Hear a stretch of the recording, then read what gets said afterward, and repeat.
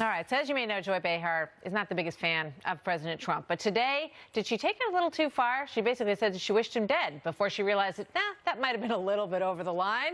Watch this. Everything's a lie. He's a sociopath. If he lives another 20 years, God forbid, not that. If he lives another 20 years, well, he could be like 105 by the time he I don't wish the president ill. I really don't. I just want him out. I never would say something. I didn't mean that.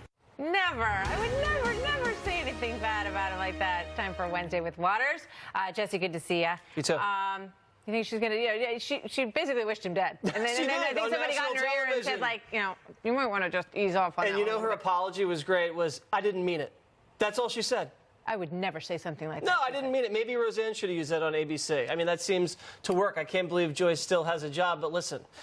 She's going to have to wait a long time because, as the president's doctors have said, the healthiest man on the face of the earth. She is 75 and he is 72, and I have a feeling that, I mean, who knows? I don't know. I wouldn't ever wish anything on anybody with regard to this. But can you imagine if someone said that about President Obama? Could you imagine? I mean, actually, just this week, there was someone that had Trump derangement syndrome, and they tried to stab a Republican congressional candidate in California. Out of control. Now, I haven't even seen this on anywhere besides Fox. But if that had happened on the other side of the ledger, and someone was doing that, yelling about President Obama stabbing a Democrat, saying, that they hope he doesn't live too long. No, anyway, she did take it back. I do want to talk to you about Serena, because this story is not over. It keeps evolving. And now the umpires are saying that they might need to change the rules, that perhaps they need to unionize. Ooh. They're very upset that the World Tennis Association isn't backing up the umpire because they want them to have their back when they feel like they're carrying out the rules as they should be carried out. Let's watch this. You owe me an apology. You owe me an apology. Yeah. Verbal abuse. I couldn't hear and I was looking away, but I heard a lot of people in the crowd making noises and I really wanted to turn around, but I didn't.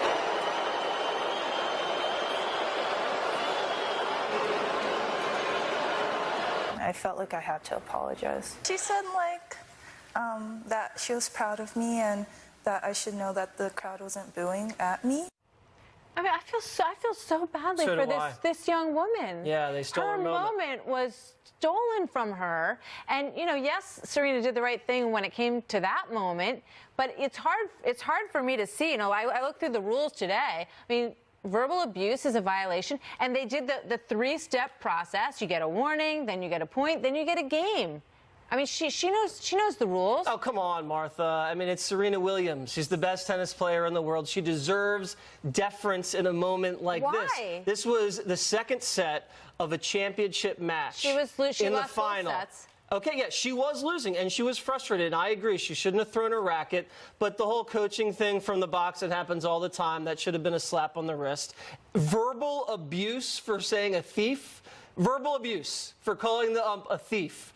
John McEnroe has said so many worse things and you know than what? that. I looked it up. He got the same penalty. In fact, he forfeited an entire match because of verbal abuse. But it was not at a U.S. Open final. This is the Australian Open. This is a big, that's a Grand Slam match. I could not find any evidence and that was probably a lot worse. Men were treated differently than women. When you go through the violations, whenever you mouth off at an official like that, people pay the consequences. I agree. I don't think it was sexist. I just think I'm not talking about umpire, sexist at all. I'm just talking about two tennis players. No, I agree, but I don't think it's sexism at all. I do think, though, it's like teeing up Michael Jordan at the end of a game. Game 7, 2 minutes left, and they're down by 2. You don't do that. They took away the match from the fans. They took it away from Serena. She had a chance to come back. So she's allowed to break and it's her spoiled. racket and no, she should have gotten a warning for that. But I would have let the verbal abuse slide just to keep the integrity of the match. All right, we differ on that. So did you see the cover of the New York Post? I love the coverage of the New York Post. So, Paul McCartney, this is very delicate. Paul McCartney has a new album out at the age of 76. How are you going to explain this? They asked him, sort of like to tell an interesting story. So he told something about like what boys sometimes do alone, except maybe together in the Beatles case, and he got them on the cover of the New York Post. Well said, Martha. I hadn't thought about it a lot. I'm glad you didn't tee that one up for me. News Corp still owns the Post, right? Yeah. So I think it's a great headline. And they're brilliant. I think they've had another few headlines like that. I can't imagine. Well, leave it to Sir Paul to get himself back in the headlines, I know. right? The only thing is, if I ever mess up big time, I know what the headline of the Post is going to be. Dirty Waters. I wrote it for you. You guys are welcome. All right, let's take a look at some of the other great New York Post covers, because that was really the point in showing this headless body and topless bar. Classic. That's probably one of the most famous. Oh, my gosh. Remember all They that? had a few other ones besides that one. I don't know if that's some of them we couldn't appropriate. even put up there. I have a very refined sense of humor, so, this stuff doesn't really make me laugh. It hurts your sensibilities. Yes, it does. I understand it appeals to other people. I was laughing this morning in my office. It's true. Jesse, good to see you. Thanks too. a lot. That's our story on this Wednesday night. Keep it right here on Fox News Channel and online.